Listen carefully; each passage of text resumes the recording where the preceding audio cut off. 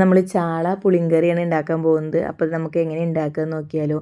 ഇതിനായിട്ട് വേണ്ടത് നമുക്ക് വാളംപുളിയുടെ വെള്ളം വേണം, പിന്നെ മുളക് പൊടി, മല്ലിപ്പൊടി, മഞ്ഞൾപ്പൊടി, പെരുംജീരകപ്പൊടി. അപ്പോൾ ആ പൊടികൾ വേണം.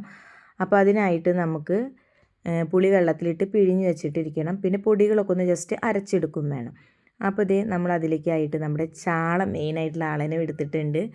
അപ്പോൾ ഇത് ഞാൻ ഇത്രയും ചാളയുണ്ട്. ഇവിടെ ചാള കിട്ടാനില്ല, കാരണം ചാളയ്ക്ക് നല്ല വില അത്രയാണ്. അപ്പോൾ അത് കാരണം വണ്ടിക്കാരൊന്നും കൊണ്ടുവരുന്നില്ല. അപ്പോൾ ഞാൻ പുറത്ത് പോയ സമയത്ത് വാങ്ങിയതാണ്. അപ്പം ഞാനത് വാങ്ങിയിട്ട് ഇതേ കൊണ്ടുവന്നിട്ടുണ്ട്. അപ്പോൾ വറ്റിയും വാങ്ങിയിട്ടുണ്ട് കേട്ടോ ഞാൻ. അപ്പോൾ നമ്മളിത് കറി വെക്കാനുള്ളതും വറക്കാനുള്ളതും മാറ്റി വെച്ചിട്ടുണ്ട്. അപ്പോൾ നമുക്കിനി കറി വെക്കണേലേക്ക് എന്തൊക്കെ എടുക്കേണ്ടത് നോക്കാം. അപ്പോൾ നമ്മൾ നേരത്തെ പറഞ്ഞതുപോലെ തന്നെ നമ്മുടെ പുളിവെള്ളം നമ്മളിങ്ങോട്ട് എടുക്കാം. അപ്പോൾ അതേപോലെ പുളി വെള്ളത്തിലിട്ട് പിഴിഞ്ഞ് വെച്ചിട്ട് നമ്മൾ എടുത്തിട്ടുള്ളതാണ്. അതേപോലെ നമ്മുടെ ഇനി എന്ത് വേണം, നമ്മുടെ മുളക് പൊടി, മല്ലിപ്പൊടി, മഞ്ഞൾപ്പൊടി, പെരുംജീരകപ്പൊടിയൊക്കെ നമ്മളൊന്ന് ജസ്റ്റ് അരച്ചെടുത്തിട്ട് വെള്ളം ഉടക്കാൻ എടുത്തിട്ടുണ്ട്. ഇനി നമുക്ക് നമ്മുടെ ചാളയിലേക്ക് കുറച്ച് വേപ്പില ഇട്ട് കൊടുക്കാം. അതേപോലെ തന്നെ നമുക്ക് കുറച്ച് ഉപ്പും കൂടെ ഇട്ട് കൊടുക്കാം. ഈ രണ്ട് ഇട്ട് കൊടുത്തതിന് ശേഷം നമുക്കിതിലേക്ക് നമ്മുടെ മുളകിൻ്റെ വെള്ളം ഉണ്ടല്ലോ അത് ഒഴിച്ചു കൊടുക്കുക. പിന്നെ നിങ്ങൾക്ക് ആവശ്യത്തിനുള്ള പൊടികൾ എടുത്തോളൂ കേട്ടോ. ഞാനിവിടെ ആവശ്യത്തിനുള്ളതാണ് എടുത്തിട്ടുള്ളൂ. നമുക്ക് കുറച്ചും കൂടി ഇതായിട്ട് വേണമെന്നുണ്ടെങ്കിൽ ഞാനിവിടെ 1.5 ടീസ്പൂൺ മുളകും പൊടിയും 1/2 ടീസ്പൂൺ മല്ലിപ്പൊടിയൊക്കെ എടുത്തിട്ടുള്ളൂ. പിന്നെ നിങ്ങൾക്ക് ഇത് കാണുമ്പോൾ തോന്നും കൂട്ടാൻ എന്താ ഇങ്ങനെ ഒരു കളറില്ലാത്ത മാതിരി തോന്നും. പക്ഷെ അത് നിങ്ങളതൊന്നും കാര്യമാക്കണ്ട.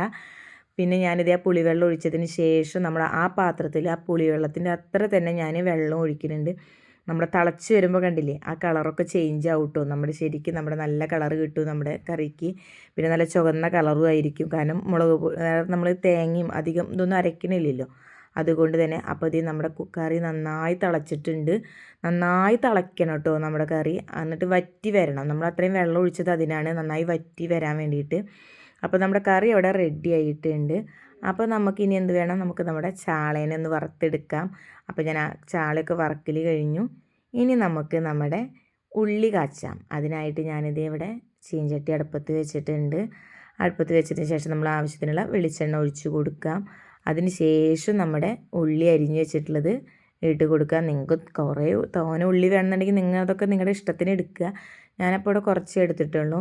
അപ്പോൾ ഈ ഉള്ളി നന്നായി മൂക്കണം കേട്ടോ. നല്ലോണം മൂത്ത് കഴിഞ്ഞാലാണ് നമുക്ക് കറിയിലേക്ക് അത് ഇടുമ്പോൾ ആ കറിക്ക് നല്ല ടേസ്റ്റും മണമൊക്കെ ഉണ്ടാവുക. അപ്പോൾ അത് മൂത്ത് വന്നതിന് ശേഷം ഞാൻ അതിലേക്ക് കുറച്ച് കറിവേപ്പിലയും കൂടി ഇട്ട് കൊടുക്കുന്നുണ്ട്. അപ്പോൾ നമ്മുടെ ഈ കറിവേപ്പിലയും കൂടി ഇട്ട് നന്നായി ഒന്ന് മൂത്തതിന് ശേഷം നമുക്കിനി നമ്മുടെ കറിയിലേക്ക് കൊണ്ട് ഒഴിച്ച് കൊടുക്കാം. അപ്പോൾ ഇത് നമ്മുടെ ചാള പുളിങ്കറി ഇവിടെ റെഡി ആയിട്ടുണ്ട്. ഇത് പിറ്റേ ദിവസത്തേക്കാണ് ടേസ്റ്റ് ഒന്നും കൂടിയും കൂടുക കേട്ടോ. ഇപ്പോൾ തന്നെ കഴിക്കുമ്പോൾ ആ ടേസ്റ്റ് കിട്ടില്ല. ഒരു ദിവസം ഫുൾ അത് അങ്ങനെ ഇരിക്കുമ്പോഴാണ് നമ്മുടെ കറിക്ക് ടേസ്റ്റ് ഉണ്ടാവുക. ആ കറിയിൽ എനിക്കൊക്കെ അത് പിടിച്ചും കിട്ടും. അപ്പോൾ നിങ്ങളൊന്ന് ഉണ്ടാക്കി നോക്കണം. ഇഷ്ടപ്പെട്ട ലൈക്ക് ചെയ്യാനും കമൻറ്റ് ചെയ്യാനും സബ്സ്ക്രൈബ് ചെയ്യാനും മറക്കണ്ട.